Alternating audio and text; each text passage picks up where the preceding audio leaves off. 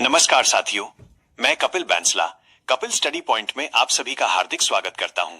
अगर आपका लक्ष्य HSSC, Haryana CET, SSC, railway, police, group C या ग्रुप डी जैसी प्रतियोगी परीक्षाओं में सफलता प्राप्त करना है तो आप बिल्कुल सही जगह पर हैं। यहाँ हर विषय को सरल भाषा, शानदार विजुअल्स और परीक्षा आधारित तथ्यों के साथ इस तरह समझाया जाता है कि एक बार पढ़ने के बाद उसे भूलना मुश्किल हो जाए। तो देर किस बात की, अपनी कॉपी और पेन तैयार कर लीजिए, पूरा फोकस इस क्लास पर रखिए और चलिए शुरू करते हैं आज का ये महत्वपूर्ण टॉपिक। चलिए शुरू करते हैं सिर्फ कपिल स्टडी पॉइंट पर। तो आइए बिना समय गवाए आज का अध्याय शुरू करते हैं और हर तथ्य को आसान तरीके से समझते हैं। आज हम हरियाणा भूगोल के उस अध्याय की शुरुआत कर रहे हैं जिससे लगभग हर प्रतियोगी परीक्षा में प्रश्न पूछे जाते हैं। तो ये अध्याय आपके लिए अत्यंत महत्वपूर्ण है। इस वीडियो में हम केवल तथ्यों को याद नहीं करेंगे बल्कि उन्हें इस प्रकार समझेंगे कि एक बार सुनने के बाद वे लंबे समय तक स्मृति में बने रहें। इसलिए वीडियो को अंत तक अवश्य देखें। तो आइए हरियाणा की भौगोलिक यात्रा शुरू करते हैं। कल्पना कीजिए कि आपके सामने भारत का नक्शा रखा हुआ है। अब धीरे धीरे अपनी नजर उत्तर भारत की ओर ले जाइए। यहाँ आपको एक ऐसा राज्य दिखाई देगा जिसने कृषि, खेल, उद्योग और देश की सुरक्षा चारों क्षेत्रों में अपनी अलग पहचान बनाई है। यही है हरियाणा। लेकिन किसी भी राज्य को समझने से पहले उसकी भौगोलिक स्थिति को समझना आवश्यक होता है। सबसे पहले भारत की स्थिति जानते हैं। भौगोलिक दृष्टि से भारत का मुख्य भूभाग 8 डिग्री 4 से 37 डिग्री 6 उत्तर अक्षांश तथा 68 डिग्री 7 से 97 डिग्री 25 पूर्व देशांतर के बीच फैला हुआ है। अब इसी भारत के नक्शे में हरियाणा को खोजते हैं। हरियाणा 27 डिग्री 39 से 30 डिग्री 35 उत्तर अक्षांश तथा 74 डिग्री 28 से 77 डिग्री 36 पूर्व देशांतर के बीच स्थित है। हरियाणा का कुल क्षेत्रफल 44,212 वर्ग किलोमीटर है जो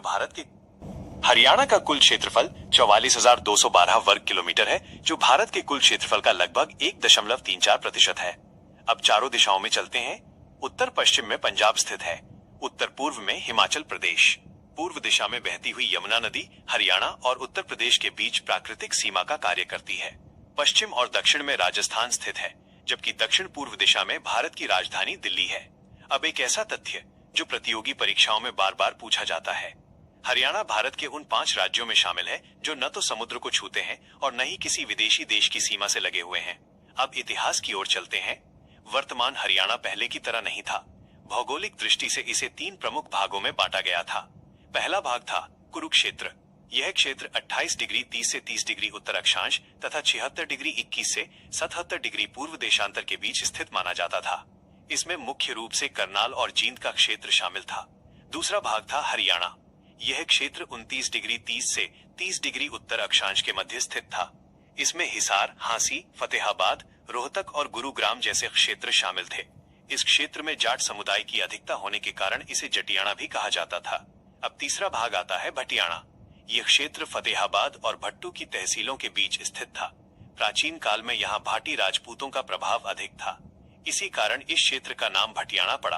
अब पूरे अध्याय को एक बार दोहरा लेते हैं। भारत की स्थिति 8 डिग्री 4 से 37 डिग्री 6 उत्तर अक्षांश, 68 डिग्री 7 से 97 डिग्री 25 पूर्व देशांतर। हरियाणा की स्थिति 27 डिग्री 39 से 30 डिग्री 35 उत्तर अक्षांश, 74 डिग्री 28 से 77 डिग्री 36 पूर्व देशांतर। क्षेत्रफल 44,212 वर्ग किलोमीटर। भारत के कुल क्षेत्रफल का 1.34%। सीमाएं उत्तर पश्चिम पंजाब, उत्तर पूर्व हिमाचल प्रदेश, पूर्व उत्तर प्रदेश, पश्चिम और दक्षिण राजस्थान, दक्षिण पूर्व दिल्ली। विशेष तथ्य हरियाणा न समुद्र को छूता है और न ही किसी विदेशी देश की सीमा से लगा है। प्राचीन भौगोलिक विभाजन, कुरुक्षेत्र, हरियाणा और भटियाणा। अगले भाग में हम हरियाणा के 8 प्राकृतिक प्रदेशों को चित्रों और आसान उदाहरणों की सहायता से समझेंगे ताकि उनसे जुड़े प्रत्येक PYQ हमेशा के लिए याद हो जाए। अब तक हमने हरियाणा की भौगोलिक स्थिति को समझा, लेकिन अब सवाल उठता है कि क्या पूरा हरियाणा एक जैसा है? बिल्कुल नहीं। कहीं ऊंचे ऊंचे पहाड़ हैं, कहीं नदियों द्वारा लाई गई उपजाऊ मिट्टी है तो कहीं विशाल मैदान। इन्हीं भौगोलिक विशेषताओं के आधार पर डॉक्टर जसबीर सिंह ने हरियाणा को 8 प्राकृतिक प्रदेशों में बांटा है। आज हम इनमें से पहले 3 प्राकृतिक प्रदेशों को आसान तरीके से समझेंगे। पहला प्राकृतिक प्रदेश शिवालिक प्रदेश। कल्पना कीजिए कि आप हरियाणा के सबसे उत्तर पूर्वी भाग में पहुंच गए हैं। आपके सामने ऊंची नीची पहाड़ियां दिखाई दे रही हैं। यही है शिवालिक प्रदेश।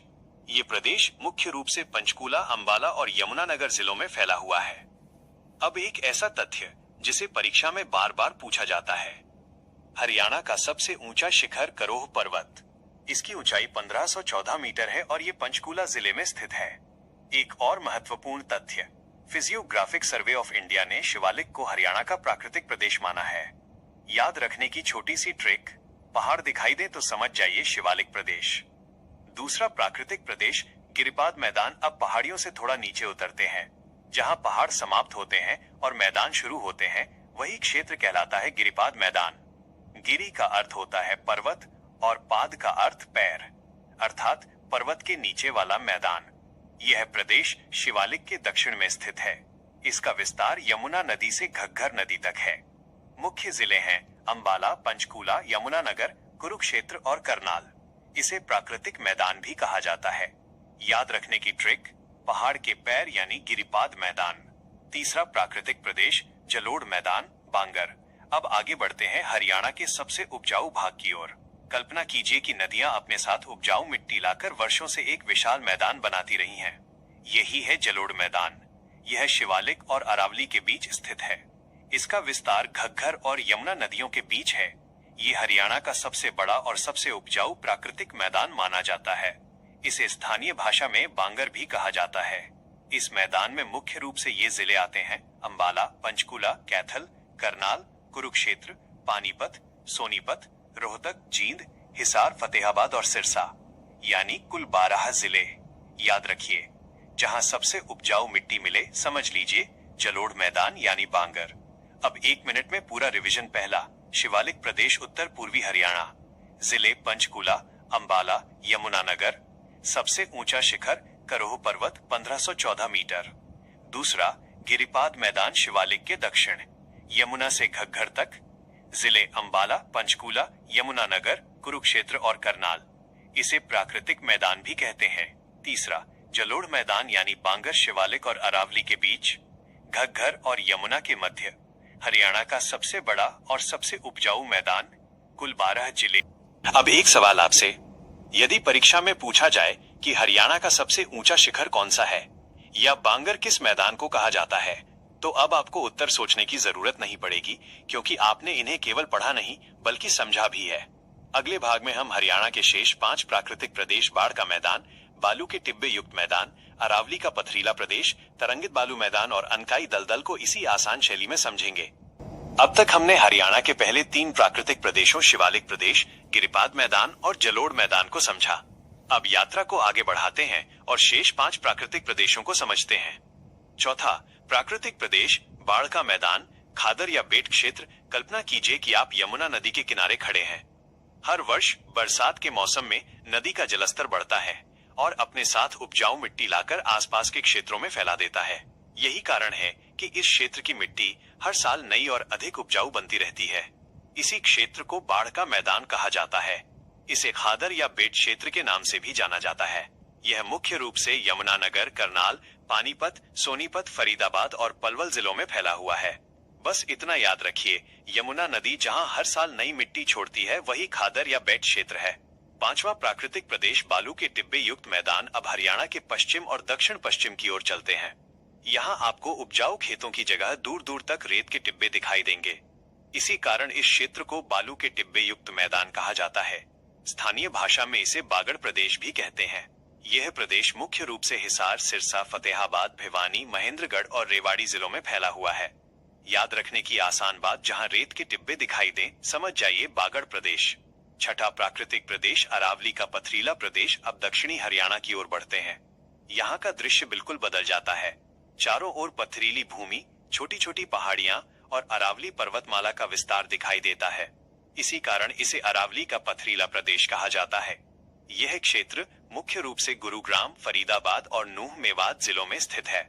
यहाँ भूमि अपेक्षाकृत कम उपजाऊ होती है। याद रखिए, जहाँ अरावली है वहीं पथरीला प्रदेश है।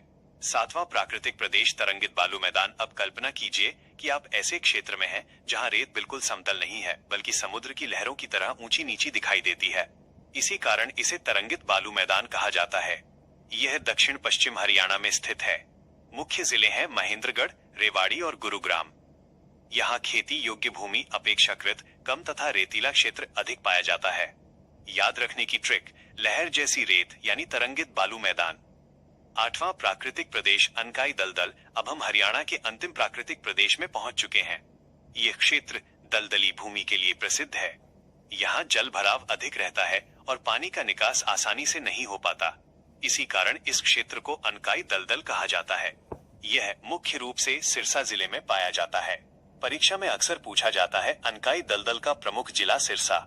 अब पूरे अध्याय का 1 मिनट में रिवीजन। खादर या बेट क्षेत्र यमुना नदी के किनारे, हर वर्ष नई उपजाऊ मिट्टी, बालू के टिब्बे युक्त मैदान, बागड़ प्रदेश, हिसार, सिरसा, फतेहाबाद, भिवानी, महेंद्रगढ़ और रेवाड़ी।